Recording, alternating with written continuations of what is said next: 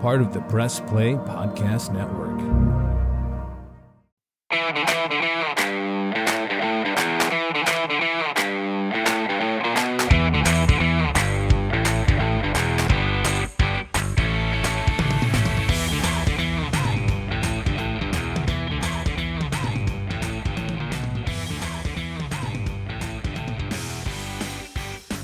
And welcome to another Reghi Roda podcast powered by MGM Northfield Park right here on the Press Play Podcast Network. And as we always do when we start the show, there is no show without our fantabulous producer, Cordts, who makes sure all of you out there in that ever-growing podcatosphere, make sure you get to hear us because of him. So thank you to Ty and Michael Reghi. Always good to be with you.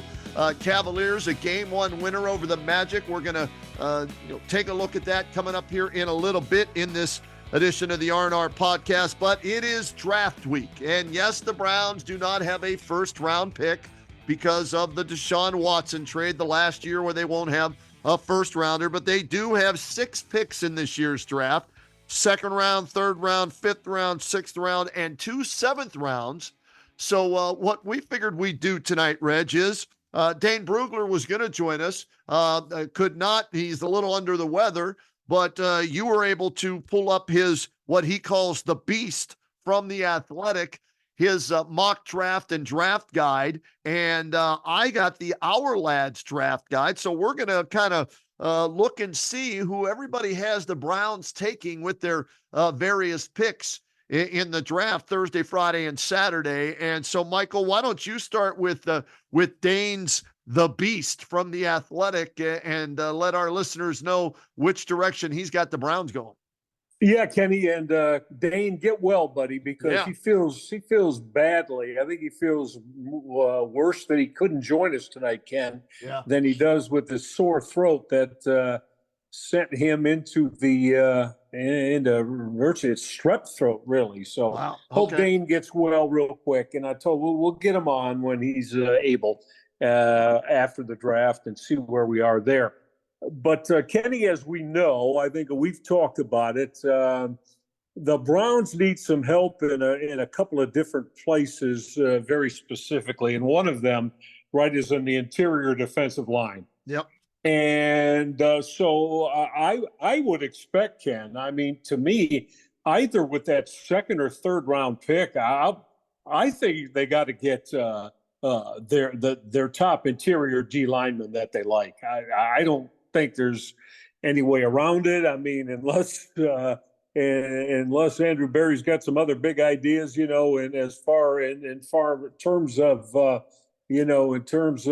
getting a veteran in some other way. I mean, that having been said, and I'm with it, I really want to see the Browns go after a defensive lineman, and Dane Brugler has got a young man, 6'5", 320-pound from LSU. And, I like the fact that, when you get guys from strong programs, Kenny, Mason Smith. Okay. Smith is a 3-year player at LSU.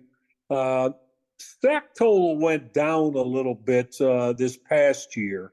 But I think his main attribute, Ken, is that, he's that 6'6", 225-pound run stuffer, So to me, it's usually, the interior D linemen are those guys, 6'2", 6'3", right. More not quite as tall and stout, but Mason Smith has played on the inside for Brian Kelly the last couple of years at LSU. So that's with that 54th pick in the second round, who Dane Brugler has the Browns going after Mason Smith, D tackle, all SEC out of LSU.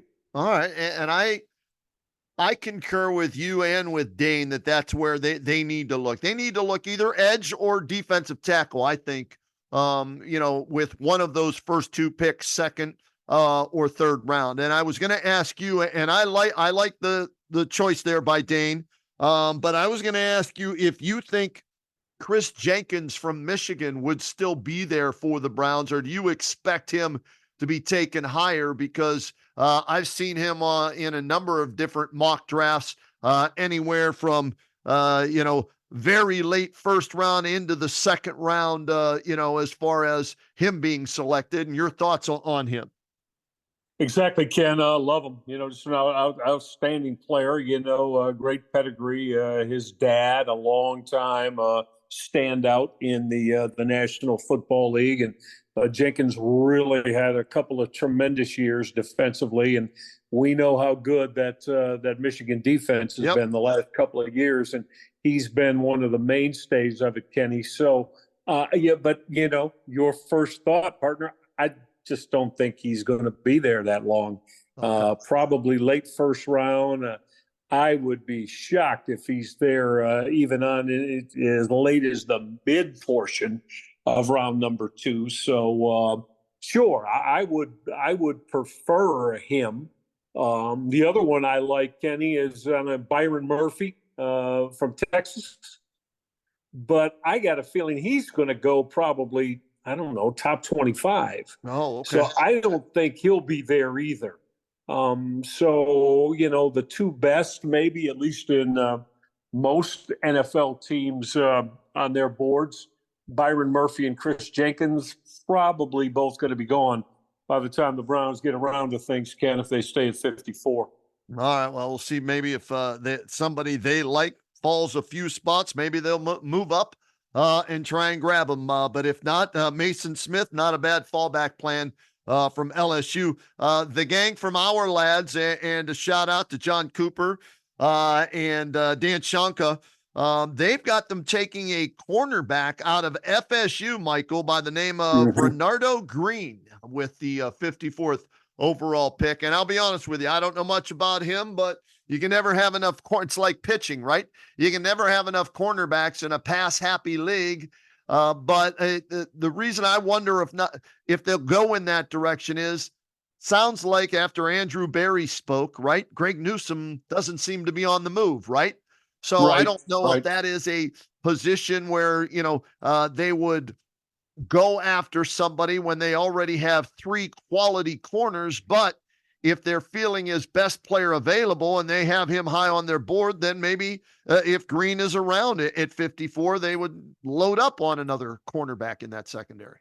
Well, I got it. I mean, look, to me, virtually anything defensive line and defensive secondary, the front of it and the back of it, to me, I think they need help, Ken. Okay. All right. And so if they went that route, I mean, my preference would be one of those 3 D tackles we just talked about. And again, it may be limited because probably 2 of them aren't going to be there at 54. Right. Now, what are you hearing anything, or what are your thoughts, even if you aren't?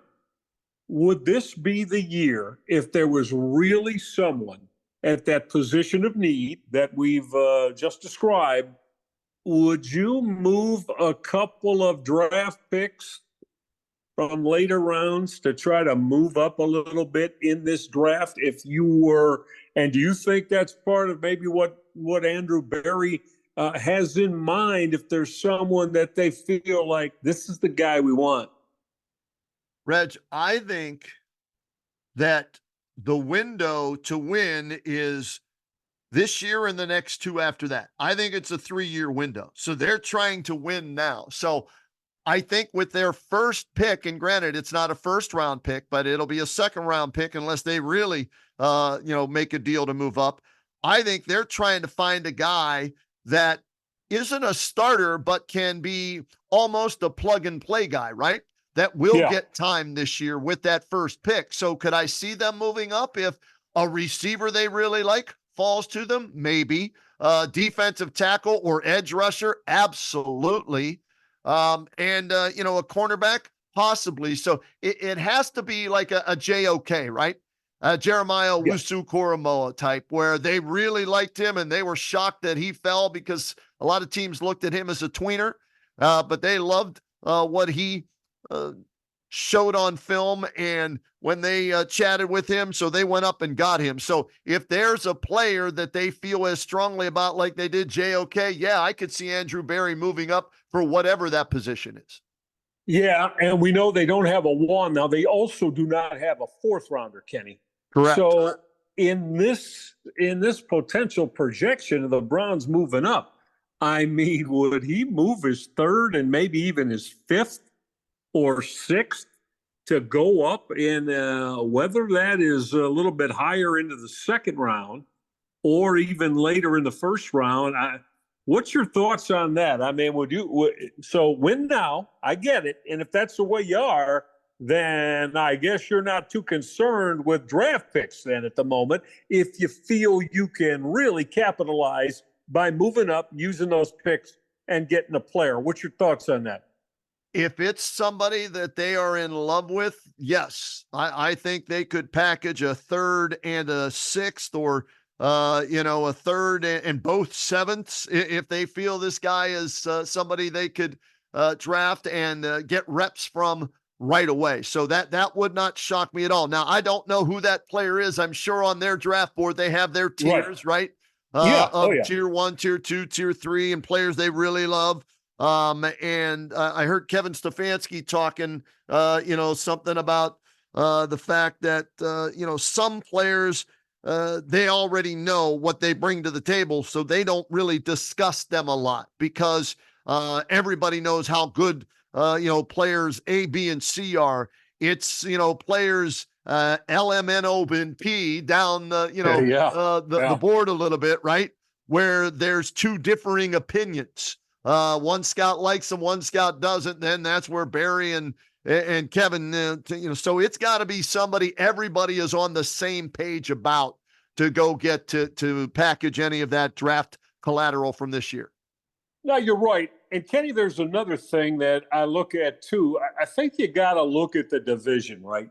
Yeah. And to me, there's a lot of conversation about the Cincinnati Bengals looking to add on to their defensive line, especially at the defensive tackle spot. Yeah. And so, I mean, again, and there's a couple of thoughts that they've got 2 third-rounders, Kenny, the Bengals do, and they got 6 picks in the first 5 rounds. They may go look to get not 1 but 2 defensive tackles, and both of the top 2 from the Texas Longhorns are kind of being connected with the Bengals. Byron Murphy, who's tremendous, he's probably going to be a top 20 pick, and Tavondre Sweat, who's expected to be a 3rd or 4th round pick. So, I mean, it looks to me like at least a couple teams in the division, Browns, Bengals, have their sights high on really uploading in that defensive front. Yeah, Reg, I think it's interesting that Cincy, Cleveland looking at defensive line help, and I think Baltimore, Pittsburgh looking at offensive line help. So it'll be interesting. I think Baltimore has the 30th pick in the first round. The Steelers have the 20th. The Browns do not have a first-round pick, and the Bengals are there at 18. So the Bengals, could they take one of those extra thirds and move up to get one of those premier defensive tackles? I could see that happening, Reg. Or they might take whoever falls to them at 18 and then double up with one of those 2 third-round picks because supposedly this is a deep draft at wide receiver and defensive tackle from everything that I've read. Well, that's good because those are 2 areas that the Cleveland Browns better emphasize, in my humble opinion. You mentioned those wide receivers, Kenny. Yeah. And I couldn't agree with you more. I think there's a couple of high-profile wide receivers. The Browns, excuse me, the sneeze. Yeah, there you go. That the Browns could get their let's say, I think a couple of high-profile wide receivers I think they're really interested in. I mean, now to me, and Kenny, I like the guys from the big-time programs, I know that there's a lot of times you can find a lot of great packages in the for Christmas, right, in these smaller boxes under the tree. Right. But to me, Kenny, if the Browns could, say, get a Xavier Worthy from Texas At 54, I don't know if he'll be there then.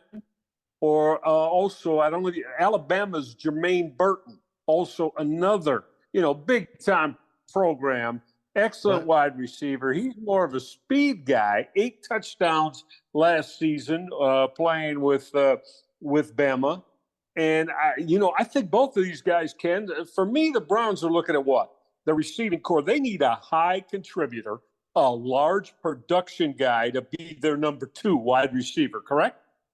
They think it's Jerry Jeudy, and that's why they went and traded for him and gave him that big contract, Reg.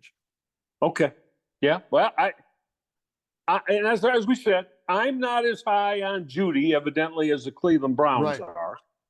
I hope they're right, as opposed to me being right, to be quite honest with you, because they need that second receiver that can get. And Kenny, I think it's got to be a guy who can join Amari Cooper by getting in the end zone.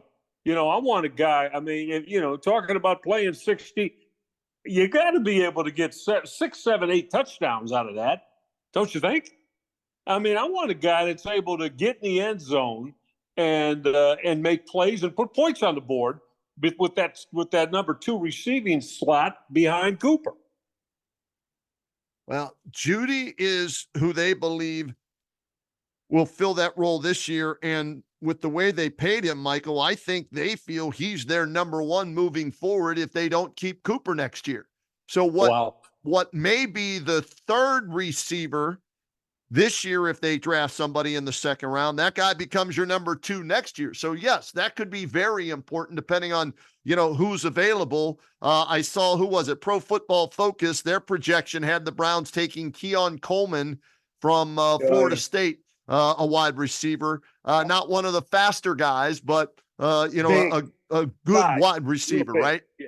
Real big, started his career at Michigan State. Yeah. And now we'll transfer to Florida State, but big. Kenny, I'm thinking that's 6'4", 6'5", 230, 235 range. Okay. All right. So big wide receiver. But again, now that's you're right. It's not a speed guy there, but maybe more of a guy to use that size in matchup situations, especially in the red zone. But I want to see him. Kenny, I think at some point in this draft, they got to get one that they feel, as we just said, can move up and be a strong contributor, at least by 2025. Yes, I agree with you there, because I don't think that's Cedric Tillman. I don't think that's Bell. And Amari Cooper, what's he going to cost you? Can you afford to keep him and Jeudy? Although they feel they got a steal on Jeudy with what they're paying him. And if there's one thing I will give Andrew Berry credit for, when it comes to salary cap situations, Reg, and projections of where the cap and what the each position's going to cost and all that, that was his specialty, right? He was a salary cap guru. So they feel they got Jerry Jeudy at a bargain price for the future. Now let's just see if he can actually play football, catch footballs, and be a contributor to the team. And hopefully being around Amari Cooper for a year for Browns fans out there, that will help mature him and then bring along whoever they get in the 2nd or 3rd round should they go that route in the draft, Reg. So we'll see. Defensive tackle, wide receiver, cornerback, 3 areas that impact the game. And I'll throw in the edge rusher, and I'll tell you who our lads has the Browns taking in the 3rd round at pick number 85. They have them taking Marshawn Nealon from Western Michigan, Reg. Did you do any of his games last year? Oh, yeah.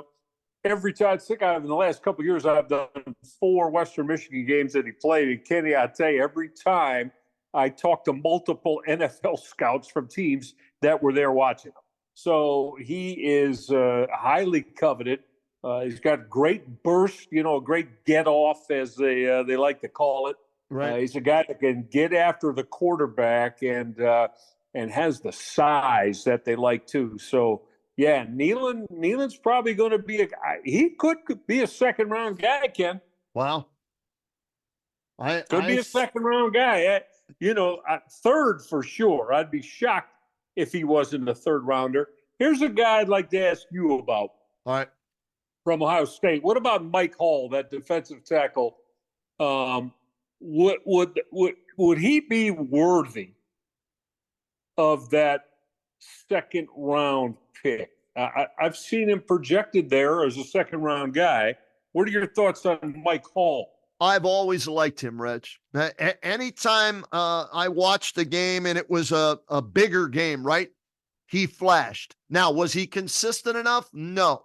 But they rotated a lot, right? With those defensive linemen there. So late second, early third, I could see that being the spot where he goes. So maybe if they trade down from 54 to get an extra pick, right? And use it that way, or at pick 85 in the third round, if they don't take a defensive tackle in the second round, I could see it there. But yes, I think he's a second or third round pick, and he showed flashes.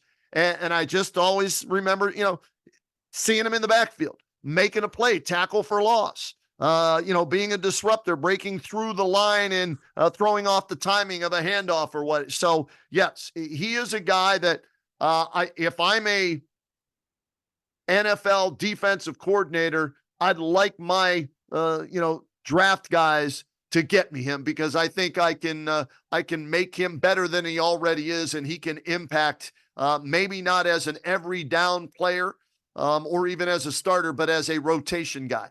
Well, sure. And that's what you want specifically, right? When you're talking about getting a second or third round guy, because you're projecting that maybe in a year or so, he's going to be able to really move into a more prominent position. But what you're saying about Hall, Kenny, I like that. I'll take that. If you're saying that he played, he plays well and plays his best in bigger games, I like hearing that. Okay? Because, I don't want you to tell me about, I don't mean about Hall, but just about anybody. Oh, this D lineman, he had 5 sacks in our 2 non-conference games against Bemidji State, and you know what I mean. No, I don't. That doesn't trip my trigger. How does a guy play against his best competition? That's what I want to see, and that's who I want on my team. He needs to, get a little stronger. He's better against the run than he is against the pass, but if that's what you're looking for, that helps. Again, is he an immediate impact guy? Yeah. Probably not, but a couple of years down the road, he could end up being a starter for you as defensive tackle and rotating. Now, Chris Jenkins, I like him better than I like Mike Hall. But as we said, we don't think Chris Jenkins is going to be there at 54. But if in the third round at pick 85, Mike Hall's still there, that wouldn't be a bad pick for the Browns. Okay. All right. Well, while we're on the Ohio State thing, I want to get your thoughts on, again, I know this would be a little bit later. Yeah. But do you see Josh Proctor as eventually, and probably start as a special teams guy, but do you see him as an NFL safety that can get playing time and be a contributor? Michael, there were times where it was like, damn, there he is again. And then there were other times, is he on the field? You know what I mean? I don't know, what the ceiling is for Josh Proctor. Special teams, absolutely. As your fourth safety, if you carry 4, or your third safety, if you carry 3. Okay. I could see that. I'm trying to find him here in the our lads guide to see what what grade they ended up giving him. But he needs to be more consistent for me. And they have him projected. Let's see here. His score is a 5.13, Reg. So 9 is first round, 8 is second round.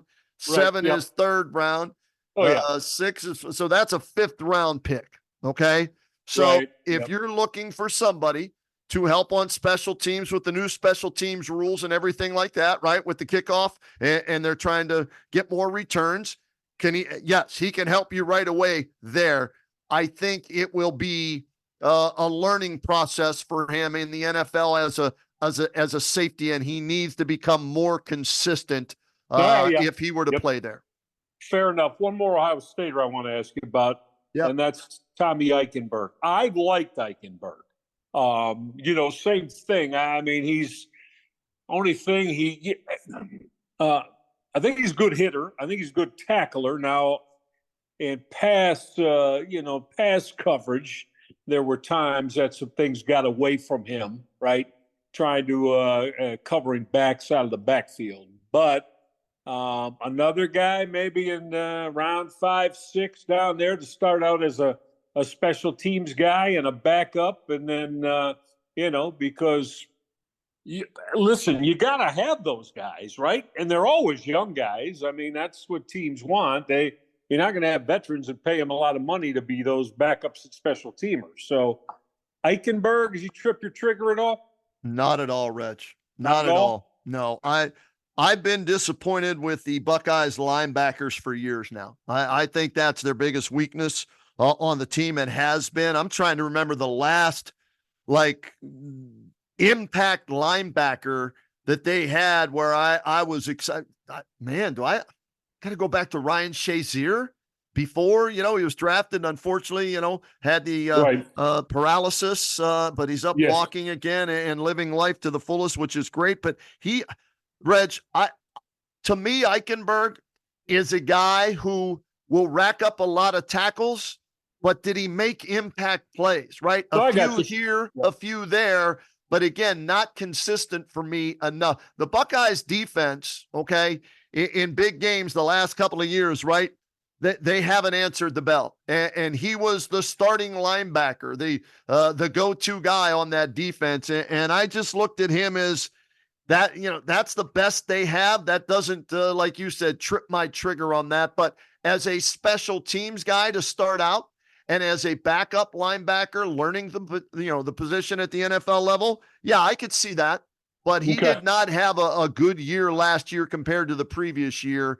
And so I've never been a huge Eichenberg fan. I got you. All right, fair enough, because I definitely think the Browns are going to take a linebacker or two, don't you? It's somewhere. Another guy that's fairly close that Dane Brugler has him taking is J.D. Bertrand from Notre Dame. Okay. I know you don't like much about that program, but Bertrand is a pair. I mean, I looked around and most projections have him as a 5th, 6th round guy that's going to play special teams. But that's what we're talking about here. Someone that eventually can play special teams and be on that 2 deep to help you here in the next couple of years. So there's another name from a big time program that possibly could be a Browns thought as well. All right, hey, real quick, Reg, before we get out of here on the football side of this podcast, why don't you give the picks that Dane has the Browns taking in his mock draft, just so people can keep an eye on some of these names, and I'll give a couple of more of the Our Lads guys, and we'll leave it at that and talk some Cavs, all right? Yeah, sounds good. Dane Brugler, 2nd round, 54th overall. I mentioned the All-SEC defensive tackle from LSU, Mason Smith, and most mocks I've looked at has him as a 2nd round guy. Okay. 3rd round guy, I got to tell you, I don't know what it's about, Kenny. He's an Ivy Leaguer. I got to study up on him. Kieran Amagaji. He's an offensive tackle as from Yale. Oh, wow. That I don't know too much about him. That'll be interesting to look at. Okay. Again, no 4th for the Browns. 5th round, Taj Washington, the wide receiver out of USC. Had a real good year, 9 touchdowns last year. Not a speed guy, but a guy that, makes plays. J.D. Bertrand, linebacker from Notre Dame, a 6th round pick. Isaiah Davis, running back, South Dakota State. Don't know much about him. And then Javion Cohen, a guard from the Miami Hurricanes, 7th round. Those are the selections that Dane Brugler has on his beast, his look at the 2024 NFL draft. And again, everybody, Dane is with The Athletic, so you can go there. They've got a special going on right now. You could sign up and get the beast so you're ready for Thursday, Friday, and Saturday in the draft. So great job by Dane. The Ourlads guys, I'll give the second, third, fifth, and sixth round picks from the guys from Ourlads. At 54 in the second round, cornerback Renardo Green from Florida State University. In the third round at pick 85, edge rusher, we talked about him, Marshawn Nealand from Western Michigan. In the fifth round, they have the Browns taking safety Tyreek Smith out of Georgia. And then, and this is an interesting one, and I think they do need maybe to draft a player at this position. In the sixth round, pick 206, they've got the Browns taking tight end Eric All from Iowa. So those are the picks from the guys at Ourlads. And then real quick, Pro Football Focus, we mentioned second round pick wide receiver Keon Coleman from FSU. The third round pick offensive tackle Dominic Hooney from Kansas. And then they've got the Browns taking a linebacker reg in the fifth round, and that would be Trevin Wallace out of Kentucky. So just some names to keep in mind as we start to get through Thursday, the first round, no pick, but then Friday, second and third round, and then of course Saturday, rounds 4, 5, 6, and 7. Yep, absolutely. Keep all those names in mind because these guys are going to get drafted, most probably. So names to keep in mind that see if any of those become Cleveland Browns. All right, let's get a break in right now, Reg. And when we come back, we'll take a look at the Cavs' opening game win in their best-of-7 series against the Orlando Magic. Preview game number 2 and also talk a little NBA playoffs where there's no place like home so far in the first round of the NBA playoffs. That's next here on the R&R Podcast. What's up, everyone? I'm Holly Wetzel. And I'm Tybus Powell. And we are your hosts of The Orange is Oranger, a Cleveland Browns podcast on the Press Play Podcast Network. We give you all the dog pound coverage that you'll need to get you through the regular season, hopeful postseason, and I'd say off-season, Tybus, but is there really ever an off-season for this team? Thankfully for our podcast, Holly, there really never is when it comes to the Cleveland Browns. Don't miss our breakdown of each week's matchup, game recaps, and any and all news out of Berea to feed your Browns appetite. As we know, Holly, dogs gotta eat. Yes, they do. So hit that subscribe button and never miss an episode of the Orange is Oranger, Cleveland Browns podcast on the Press Play Podcast Network. Hey, the Roadman Kenny Roda here from the Reghi Roda podcast. If you've been in an accident and your car needs a little TLC, look no further than Newark Auto Body and Zanesville Auto Body. Safe, reliable collision repairs are their business. They are a local family-run and veteran-owned business serving Newark, Zanesville, and surrounding areas, and they work with all insurance companies and providers to make your experience a hassle-free one. Plus, ask about their special discounts for military veterans from the United States, and you can visit them online to check out all the information that I didn't give you right here at autobodyofnewark.com and autobodyofzanesville.com. If you want more information and like to talk to somebody, they'll do that with you as well to get your repair started. Give them a call at 740-899-4111. Hey everybody, it's Sam Amico from Cavs on the Break NBA podcast. Be sure to give us a listen for all your Cleveland Cavaliers recaps, analysis, breakdowns, draft talk, free agency. The list goes on and on. Give us a listen, Cavs on the Break NBA podcast. Looking for new insights on the Cleveland sports scene with a unique side of Cleveland sports history? Then you found the perfect podcast. I'm John Sable. And I'm Scott Sable, and we're hosts of the Sable Brothers on the Baseline podcast, a podcast about Cleveland sports, but not your typical podcast about the land's sports teams. Join us as we embark on a journey of sharing a unique and historical side of Cleveland sports history with the help of some former Cleveland sports stars and other historical figures. All right here on the Sable Brothers on the Baseline podcast, part of the Press Play Podcast Network. All right, R&R gang, we know that you've got to have a go-to for memorable events and parties. Let Rhoda and I tell you all about Cleveland Party Rentals. That's right. Their approach is very simple. They'll treat your event as if it were their very own. Can't ask for better than that. They're going to help you alleviate the stress of event coordination so you can savor the moments that matter. They're dedicated. That's the main thing you got to know. They're dedicated to offering you pricing that is clear and free from hidden fees. And they're coupled with one of the most robust cancellation policies in the industry in case maybe you have a change in plans. Got a tailgate package, yeah? Football tailgate. You can lock in your games for the season or even come up with your very own Super Bowl party. Or you might want to unleash the ultimate entertainment experience. A game day bundle. What does that do? It's a complete package that transforms your backyard into a cinematic and gaming paradise. Gaming paradise? Count us in, right?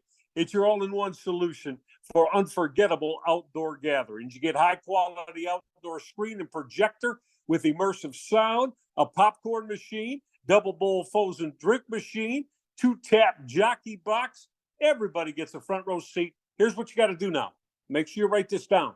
Listeners, you got to use this code. CLE Parties Rock. That's CLEPARTIES Rock. ROCK for 10% off your booking. Tell them Reghi and Roda sent you. Make sure you get locked in with Cleveland Party Rentals. And we return to the Reghi and Roda podcast here on the Press Play Podcast Network, powered by MGM Northfield Park. And Michael, you and I were wondering which Cavaliers team would show up in Game 1 of the NBA playoffs between the Cavs and the Magic in Cleveland.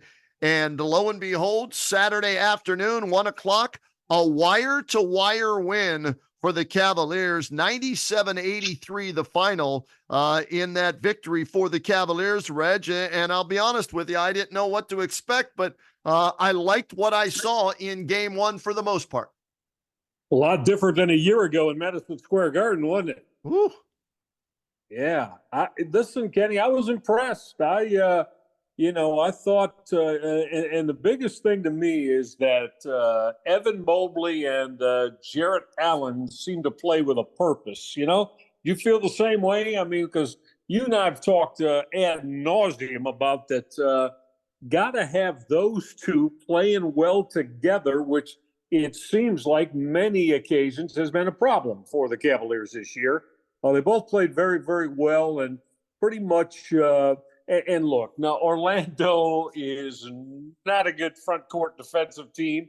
Right. And so I expected that to happen. But, Kenny, it had to happen, and I'm going to hope it continues to happen so that this series can be done with, dare I say, Kenny Roda, in 5 games.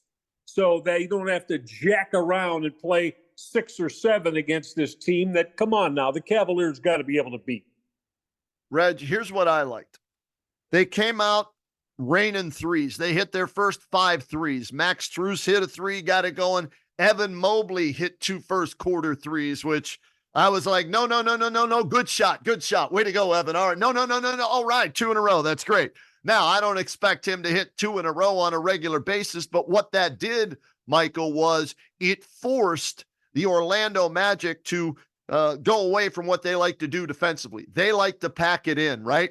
That forced them to come out on the Cavaliers, and they took away the Cavaliers' three-point shooting. At one point, I think the Cavaliers then missed like 10 or 12 straight threes, but it opened up the interior, and that's where Jarrett Allen got off and Evan Mobley got off. Both of those guys finished with a double-double. So I liked that the Cavaliers opened the game hitting threes, and then when the Magic adjusted, so did the Cavaliers, and they didn't continue to try and jack up threes because that's what got them the lead. They exploited the weakness of the Magic, and that's what I was most impressed with. Absolutely, and I think it's getting off to that good start, Kenny. I think, as we said, set the tone for the game and went a long way. And again, my biggest thing here is to, just simply, sounds simple, maybe sounds a little more simple than it actually will be, but keep this approach going. And hopefully, like I said, and tomorrow to me, it's got to be 2-0. Go get another one. Make it 2-0. Maybe Orlando gets one at home. That possibly could happen. But the Cavaliers then go down there and get one of you. You're in good shape. By game 4, I hope at the worst, Ken, they're up 3-1. And as I said, able to put this away in 5 and not fool around any longer and play extra games when, that's the last thing you want at this time of the year.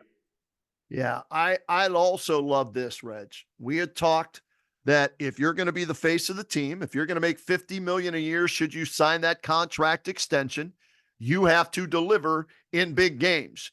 And Donovan Mitchell came out and delivered, taking the ball to the rack.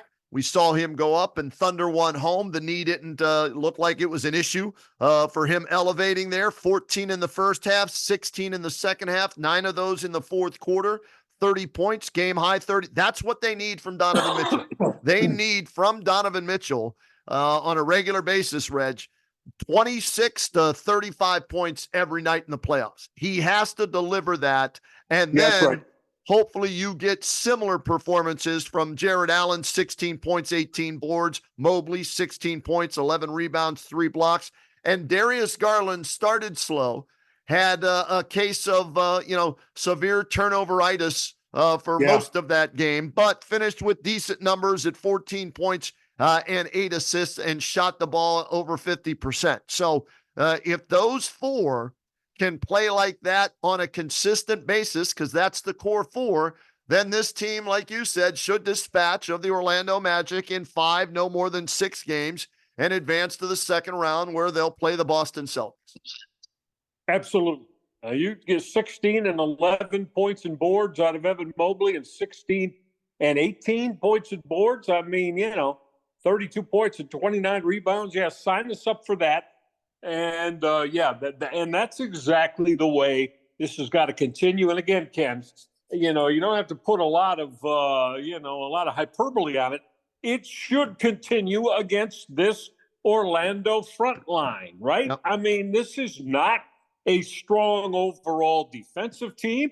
They're not a strong front court. And there's no reason why the Cavaliers can't continue to dominate in that facet of the game.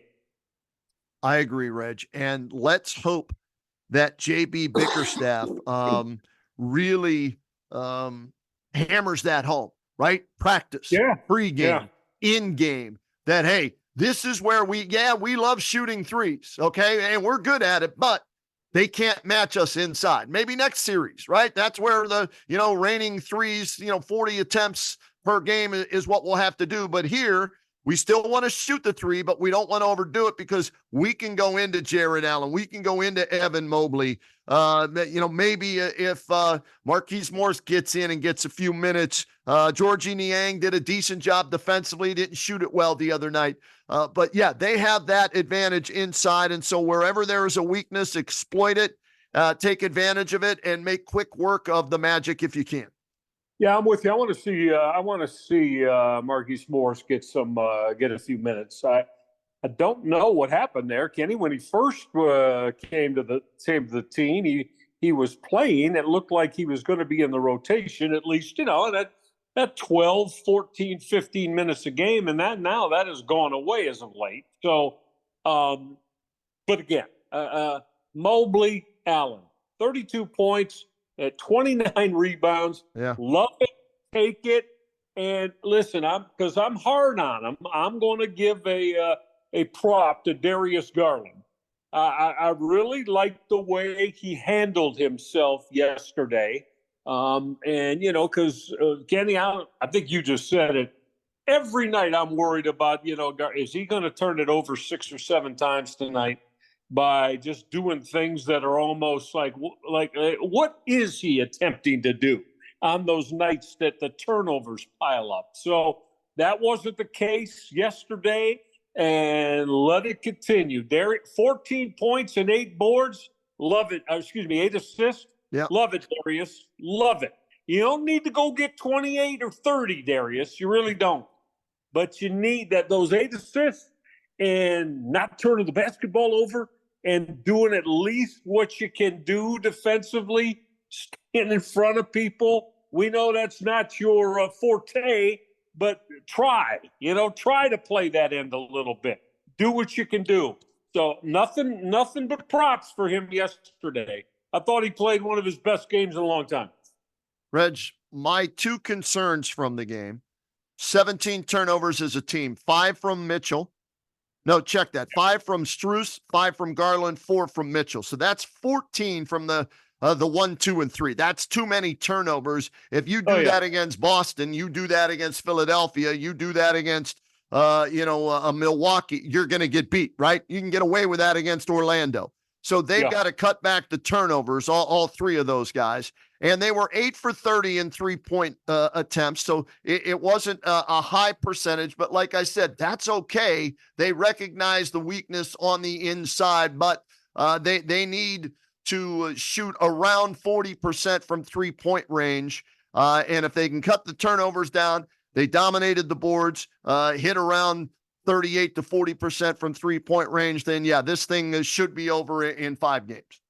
Yeah, absolutely. And like I said, it will be. It's not going to matter if Mobley and Allen, right, and Mitchell continue to play the way they have. But, yesterday, and because I think maybe a lot of it, because really the 6, 7, and 8 for the Cavaliers, Karis LeVert, George Niang, and Isaac Okoro did not play their normal minutes, Ken. I don't know if you know, they didn't play the normal that they usually play. And that, I guess that's because JB Bickerstaff thought, well, you know what? I got my top 5 playing real well. Let's just ride them. I get that. No problem with that. That's fine. I think LeVert, Niang, and Okoro are going to give you more than they did yesterday. Like I said, none of them played the minutes that they normally play. I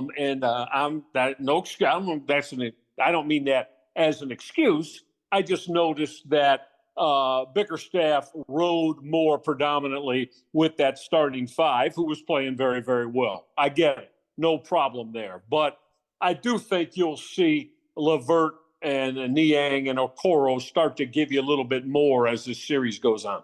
And they're going to need it too, the further they go in the playoffs, because those guys can't go 4 for 19 from the field, 0 for 7 from three-point range, right? Get 14 points on 19 shots if you're going to expect to go deep in the playoffs. But that was game 1.